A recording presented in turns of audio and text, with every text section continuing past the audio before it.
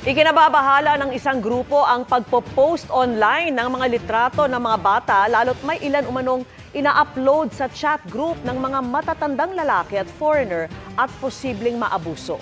Kabilang dyan ang mga kuha sa ilang kiddie pageant at modeling photoshoot. At nakatutok si Maki Pulido.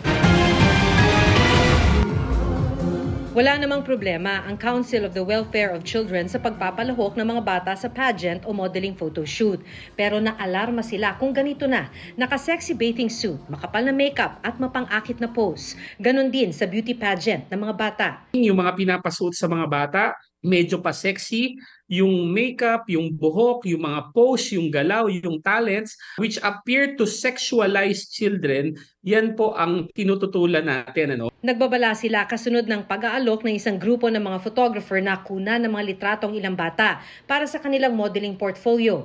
Ang mga litrato kasi ina-upload pala sa mga chat group na may mga miyembro umanong matatandang lalaki at mga foreigner. Ang mga litrato naman ng mga bata mula sa mga beauty pageant pinupost sa ilang Facebook page. These materials may be used to generate child sexual abuse and exploitation materials. They can be sold to sexual offenders, pedophiles, and even the dark web.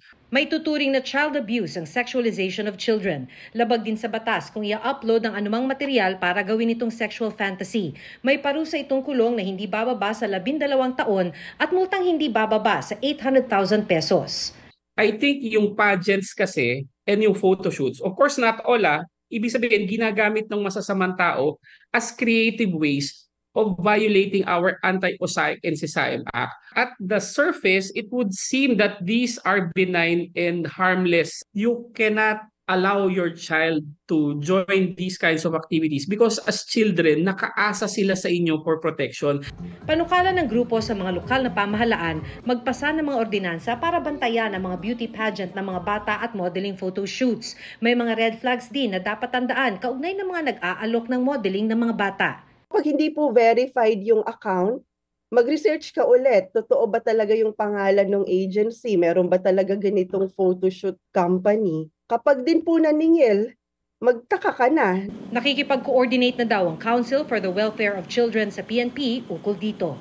Para sa GMA Integrated News, Maki Pulido, nakatutok, 24 oras.